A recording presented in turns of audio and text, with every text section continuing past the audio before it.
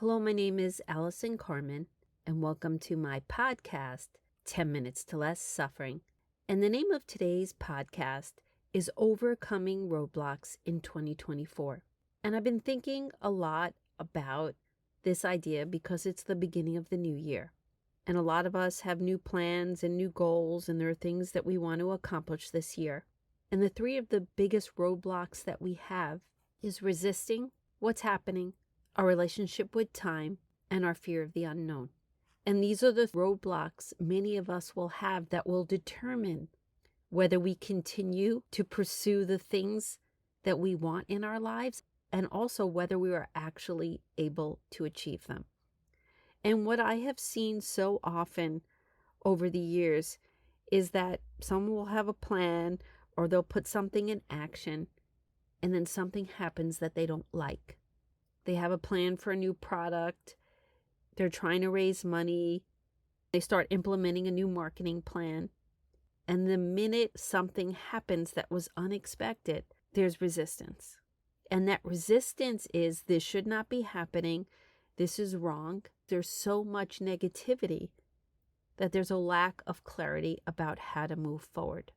And I find the people that are much more successful look at it as just a moment in time. They look at it with flexibility.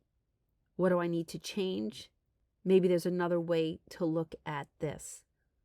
What is this situation trying to tell me? And the times when we're able to not resist and accept what's happening, we don't have the same negativity.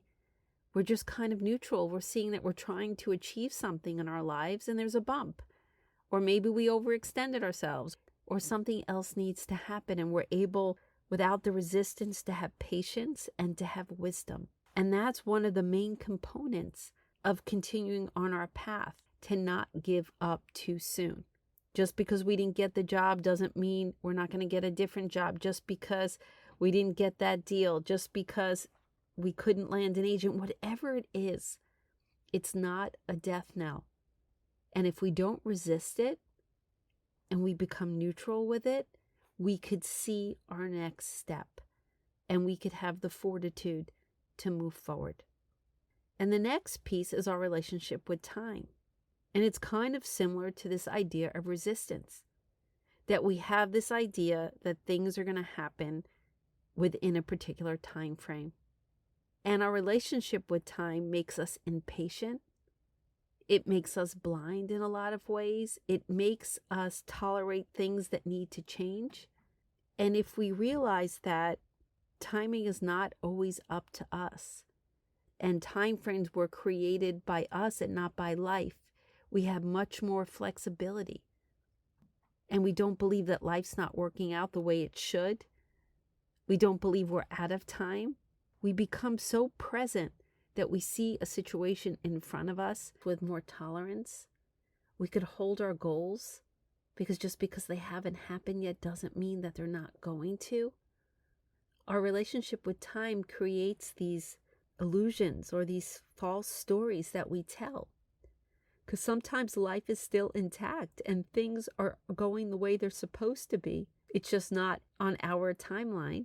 And sometimes things need to change. But when you are so present and you're not wrapped up in the game of time and you're wrapped up in the moment, you're connected to what's happening, you're clear about your goals, your mind opens up, you're creative, you're not resisting, you're not negative, and you're more likely going to have, again, the resilience and the wisdom to find your way. And the last piece is uncertainty. When something happens that we don't like in the moment and we fear the unknown, we lose our way. We don't believe that we could have the life that we want. So we stick to what we know, which is often not the vision that we had for our lives. Or we live with such stress and worry that we can't take the risks we need to take. We can't clear our heads. We can't be our creative selves because we stop believing that the life that we want is possible. And that's why I always talk about the idea of maybe, because it reminds us that if we don't know, there are other possibilities. There's a maybe out there for us. And sure, our goals might change, what we want to do might change, our direction might change, but it's not because we're afraid. It's not because we're negative. It's not because we believe things are not possible. It's that in this presence, in this open mind, in this open field of possibilities, we have new ideas.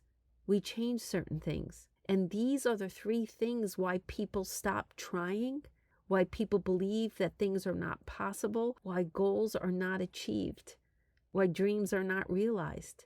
When often there's something waiting for us that we have been connecting to in our heart. What we seek is seeking us. What's so interesting is if someone told us today that we could have the life that we want, we'd more likely stay on the path. But for some reason, we are asked to believe it first. We need to commit to the path, believe in the path, and often when we can't even see the way forward, that is what makes the difference. And I get it. There were so many times in my life when change is in front of me, when there's a new goal, when there's a new desire, when there's something that's percolating within my soul, within my heart, and there is nothing to hold on to. It's just this feeling, this desire, this passion. And the only thing to connect to is believing that it's real and it's true, and believing in the joy and the delight and the feeling that I have when I think about it. There's no deal, there's no agent, there's no contract, there's nothing to hold on to but the moment that I am in. So I get this so deeply, and it has happened so many times in my life. But we need to believe in the things that matter to us. We need to believe in the things that give us meaning. And we need to hold that first. And as we're holding it, things are not going to go as planned. And it's so easy to question, am I crazy? Why am I doing this? Why is this my goal? How can I make this happen? And that's when this deep connection to what you want in your life really matters. Again, what you seek is seeking you. These desires exist outside of you as well in the world of infinite possibilities. So we must hold the light and we must lead the way, even when we can't see that it's possible.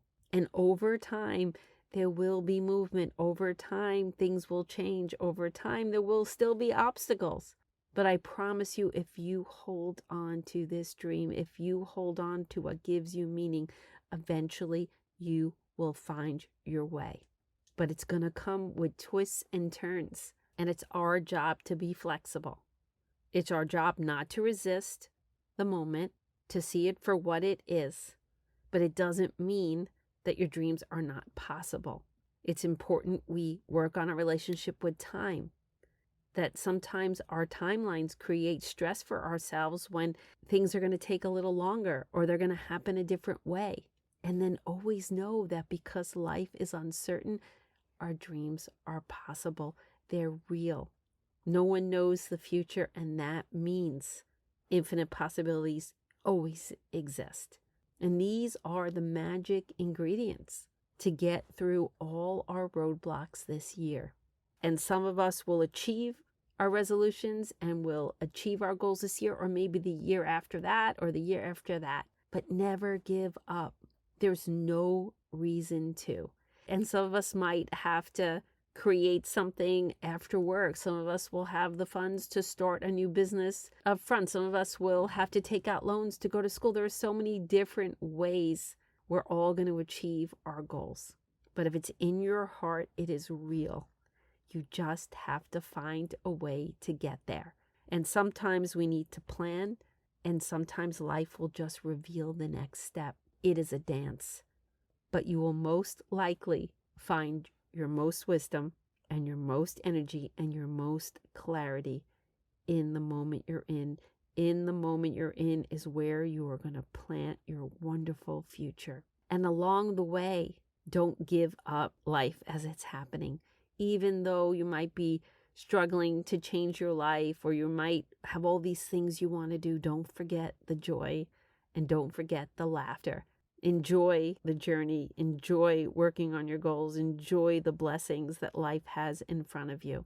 And everything that's ever happened to you has brought you to this moment with the hope and possibility that in 2024 you could achieve your goals and find meaning and have joy and relationships and whatever your heart desires. Because for all you know, in 2024, maybe the best is yet to come.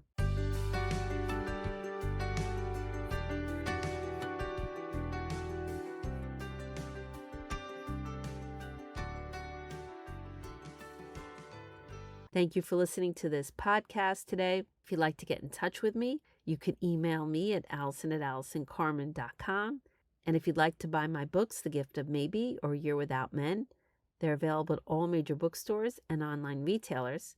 And if you're interested in listening to The Gift of Maybe on audio, it's available on all major audio platforms. And if you like this podcast, I hope you subscribe and leave a comment.